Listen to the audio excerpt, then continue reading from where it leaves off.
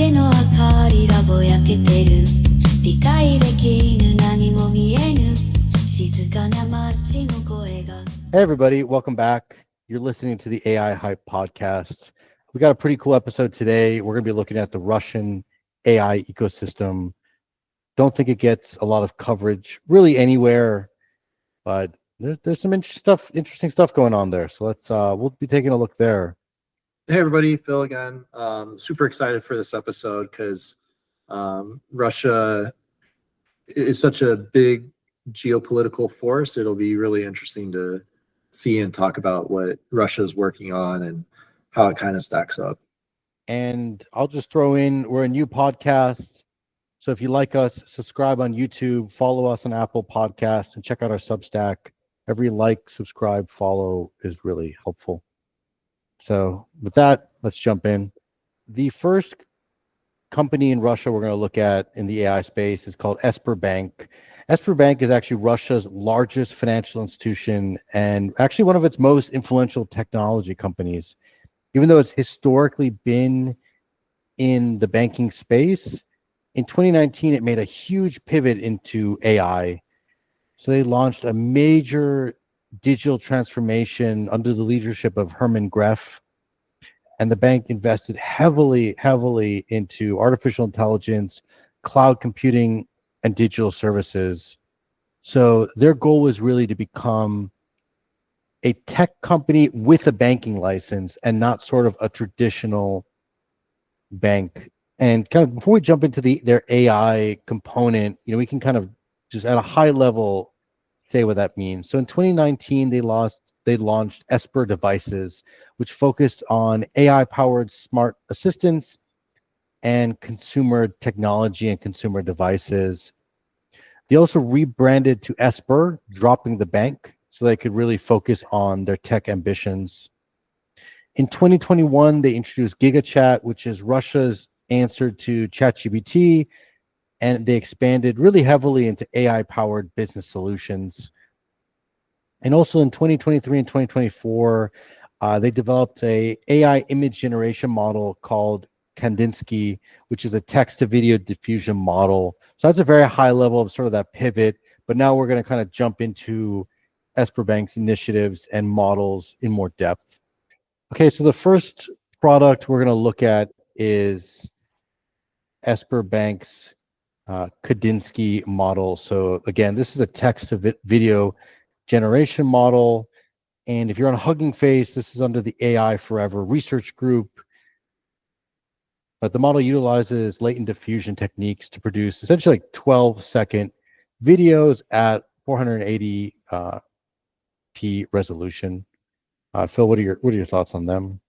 What I can see is like Kandinsky is very impressive for what they're able to generate, specifically like the resolution. They're 1280 by 720, 480p. And then the duration of 12 seconds is like, it is very impressive being able to stitch together multiple images like that. And I'm trying to pull up a video so we can kind of demo what it looks like. Let me see if I can. So Kandinsky is impressive considering that they're able to generate these 12-second videos like this of, this is Iron Man. And it's contextually consistent frame to frame. It's not a high frame rate. It's not a super high frame rate, as you can see, but being able to have that consistency for that long is very impressive, especially considering their parameters and training data is not that large. I'm trying to find it real quick. Hey, I'm gonna share screen again. I just generated a Kandinsky. So Phil is about to share a Kandinsky video he created. Phil, I've been notified that the FBI is actually speeding at 70 miles an hour at your house for evading sanctions. So let's get this video playing before they get you. Okay, so this is Spider-Man swinging through the cities of New York. If you can tell, this is nightmare fuel. So if you're not aware, nightmare fuel is a term when you have something called AI slop that like goes just horrifyingly, out of control. You can see the body is like deformed. The even the towers are deformed. So usually when people are creating like text to image or text to video, you're having to wade through tons of slop and a lot of nightmare fuel, and you only advertise your best case things. I would consider myself a pretty good prompt engineer at this point, being able to like isolate what exactly you want the AI to do. So I don't think Kandinsky's model right there was the greatest example, but you can kind of see what it's able to do. I will say some of the cool things about that. You could look at it and you could definitely tell that was supposed to be Spider-Man, right? Even though it's nightmare fuel and Spider-Man has like 6 legs there. So you can tell it was supposed to be Spider-Man. You could tell it was supposed to be swinging through a city, which is pretty good. The resolution, again, was low, 480p. And the frame rate was really low. It was very choppy. I'm not sure if that came through for you, Christian, but that must have been maybe like 10 or 12 frames per second when the average is 30 per second for movies and then 60 seconds for video games. So not the best performance, not the best generation, but is pretty decent. So it's especially interesting considering that they work on an 8 billion parameter model. It's running on a single H100 GPU, which is quite expensive. But if you were running that 24/7, it would be way cheaper than doing any kind of other video FX. So they're looking at like 20 to 60,000 because of the sanctions per H100 GPU. It's not top end as far as like text to image or text to video, but it is impressive for some of the restrictions that they're having to work against in Russia. Even though Russia has a lot, might have comparatively less than China and the U.S., it's still, this Kandinsky model and others are still impressive when you take into account, one, they have significantly less funding, significantly less resources. They have even more chip restrictions than China. And keep in mind, Russia has to evade U.S. sanctions to get chips for its weapon systems, its drones, etc., for this war it's engaged in Ukraine. So Russia's AI industry is obviously not going to be the top pick for getting new chips. It's important for them, I'm sure, for training and for national security perspective in the AI space. But they first got to get those chips to their drones, to their missiles, to their relevant weapon systems. So obviously, Russia's AI ecosystem has a lot of headwinds. So the next product we can look at for Sberbank or SB devices, all sort of under one umbrella, is their GigaChat product. And this is meant to sort of be a competitor or an answer to OpenAI. And, from what I've seen published in maybe less than totally fair media from Russia and China, is that it competes very strongly, if not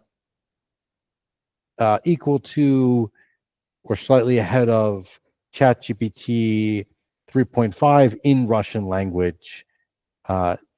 It's hard to really know this because I haven't seen great benchmarks or great independent comparisons, but it's not unreasonable to think that a AI completely focused on the Russian market, Russian materials, could compete strongly against ChatGPT 3.5. But again, tough to kind of know or evaluate. So again, this is the the GigaChat model. And if you're looking on Hugging Face, this is under AI-Sage, where they have the various GigaChat models. Yeah, GigaChat is basically comparable to GPT 3.5, not Turbo, just 3.5. From what I'm able to find, it seems like Russian speakers are using GigaChat Max to fill the gap when they need to use Russian language. But besides that, I don't think they're, even Russian users, I don't think are using GigaChat, just because it's so far behind even GPT. Their latest release that you were just referencing, that's January 2025. It's comparable to GPT 3.5, which is like 2 years old at this point, I think. So you know, there's that angle. Another thing I saw, as far as on Moscow Times actually, is the Sberbank is it's advising people not to think of it as, you know, a GPT 3.5 competitor, but rather to think of GigaChat as a Llama or open source competitor where it fares much better. I don't believe GigaChat is open source, but they want you to compare it to the open source community. And, you know, I think this follows kind of that in our Japan video where we highlighted how things are going in Japan and how they're approaching building their own Japanese-centric focused models. I think GigaChat is like going down that pathway where they're trying to own the entire Russian language space, Russian culture space. I like there's a real lack of benchmarking, which is not a good sign. I feel like any open source community or like anybody on Hugging Face, if you get a really good model that's like comparable to the big ones, like you want to show how your benchmark, how you benchmark against the big names. Like that's what it comes down to. If you're as good as the big names, you want to advertise that all over the place. So the fact that GigaChat, you can't find anything where it talks about the specific benchmark, I don't think that's a good sign. It's not, you know, even though Esper wants to compare it to the open source models, like that's fine, but still no benchmarking data across like how do they perform head to head. Yeah, so I think, you know, Russia's strategy makes sense. Are they achieving it? I have no idea. I would say, you know, the lack of evidence is kind of a red flag, especially with like GigaChat. There's not a lot of good evidence to point to say like, oh, you know, they're making really good progress down this pathway. And then the one thing that's consistent across all languages is math. Their math score is actually not that good either. It's like decent, but it's not that good. You know, other key items to note is Sberbank recently announced plans to partner with the Chinese researchers on AI projects. So, especially in light of recent events with DeepSeek, you know, the Russians are really moving closer with the Chinese. So you might see a lot more collaboration between them, or even their usage of Chinese products within their, you know, within Sberbank and their company. But obviously, even for the Russians, you know, using Chinese technology comes with its own risks. You know, lately Russia has been pretty close to China, but historically, you know, the Soviet Union and the Chinese had a lot of issues, even coming close to war, I believe, in the 70s.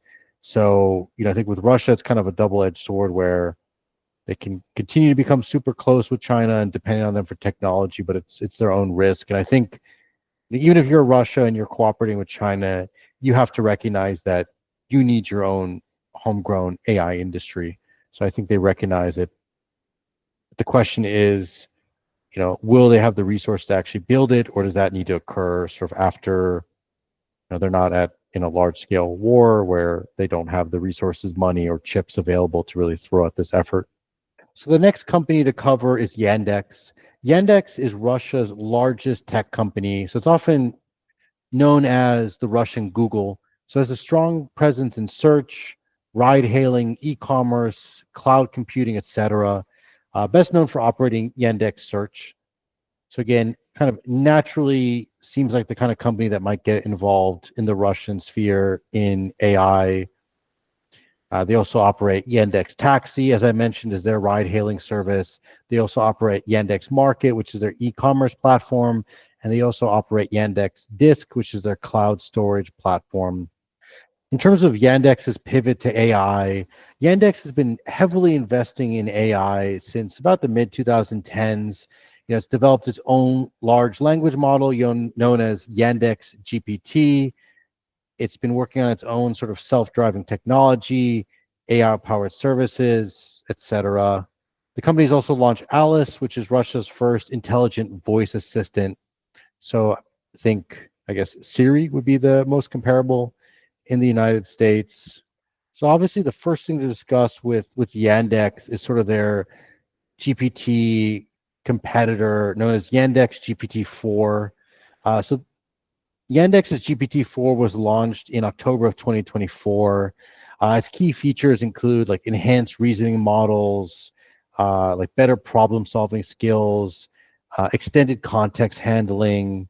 In terms of how it compares, I've read that it's sort of can be comparable to ChatGPT 3.5 Turbo, but again, it's really hard to know because I haven't found any benchmarking from a place that's not sort of incentivized to say that Yandex is a strong competitor.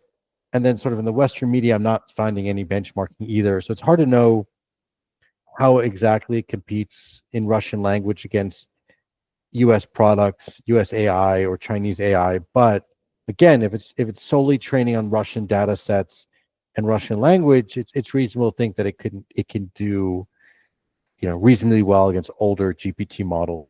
It's funny because I just ran across a Yandex benchmark tool. So it'd be so funny if they're using their own benchmarking tool to tout how good they are compared to GPT. Yeah, I can't find anything for Yandex either on how it compares to OpenAI directly head to head. It does look promising as far as compared to GigaChat. You got 100 billion parameter model. This one is a free model that anybody can use. So it looks like, I would say like, if Yandex being the Google equivalent is making a free model and Esper is making GigaChat Max another free model, I think strategically you can kind of assume that Russia is pushing to have some kind of OpenAI equivalent in the Russian language available to their people so that they can continue to build and develop. So I would love to see them post benchmark data. Like that would be really good. And I also wonder how much are they actually investing in the future, like Yandex? It's tough, right? Because with Yandex, and maybe just because I'm looking at Hugging Face, but the last model that was even posted to Hugging Face by Yandex was in 2022. So again, right around the time of the Ukraine invasion, it's not posting models, at least a Hugging Face. And then they posted their 100 billion parameter model focused on Russian specific language and parameters. I think that's pretty much all we're going to find about Yandex. But again, if Yandex was crushing the OpenAI competition, they'd be highlighting their benchmark data showing where it's outperforming, where it's underperforming, but where they can catch up, that kind of stuff. I feel like that would be good. That being said, you can kind of see where Russia as a whole is pushing, and I can see them trying to get their own LLMs kind of to the forefront of the OpenAI benchmark. Yeah, it's tough because also like even searching X, I'm not finding many posts about Yandex, like even after 2023 in terms of like this model that I know they have. I don't know if that's just because I'm looking on X, which is like maybe they can't access, but it's tough. So the next segment we're going to kind of look into is not necessarily any particular company, but sort of the infrastructure underpinnings of AI in Russia. You know, all the things that need to go into a healthy and robust AI market and AI ecosystem. Yeah, and one of the things we touched on with China and then again with Japan was how dominant NVIDIA and TSMC are in this puzzle, and not having access to chips designed or made by NVIDIA or TSMC, how crushing that can be. When you have access, you can basically train faster models, better reasoning models, better logic, better everything, better math, better QA, better historical context, cultural context, language. So everything improves having access to those chips, and Russia just doesn't have it. The most I can see is Yandex is investing $1 billion in Europe data centers. Yeah, and obviously on the chip front, you know, Russia does have domestic chip manufacturers, like groups like Micron Group, Angstrom, Milander, but these manufacturers are really limited, and they're producing chips like with really older processes and technologies such as 65 nm and 90 nm, so nanometer nodes. So these are like significantly less advanced than leaders like TSMC, NVIDIA, and their sort of Chinese equivalents. $38 billion by 2030 is not a lot of funding when you think about how much all the other players are spending and how desperately Russia needs this to have its own AI ecosystem that isn't totally dependent on the US or China. Kind of diving into some of the chip manufacturers that they have. They've got BitRiver, they've got 3Data that builds data warehouses. To give you an idea of equivalency, Russia is producing chips that are at 65 nanometers, and the NVIDIA TSMC H100 chips are 4 nanometers. And so you're looking at like a 16x difference. That's just on size alone. As far as how many transistors they're able to fit on each chip, that's probably, orders of magnitude. I can't even find the data on Russian chips, how many transistors are fitting on that. So essentially, they're not able to build small enough, which is going to impact their ability to build warehouses that are efficient enough to compete against anything in the West. I think that's really going to have a long-term impact on them. And then you think about that 38 billion investment, right, over 5 years, that's almost 8 billion per year. Again, peanuts. Like they got to be building the chip manufacturing at a larger scale in order to compete. I think there's one other thing where maybe their strategy is to just like wait and like kind of let the world pass them by for a bit, because it's highly likely that our future models data is stolen, like the model itself is stolen and released to the public, globally. and then, you know, once there's a model that's like free for all and they can just use, maybe they just take that and, you know, they don't have to spend hundreds of billions of dollars building models. Yandex, there's a Medium blog for Yandex, where they're essentially talking about how they made their 100 billion parameter model, Alice, and they talk about having 800 H100 GPUs that were training this model over like 2 months or something. And I'm just thinking to myself, like, how do they get that? You know, like, do they get it before sanctions? Or I mean, H100 is relatively new.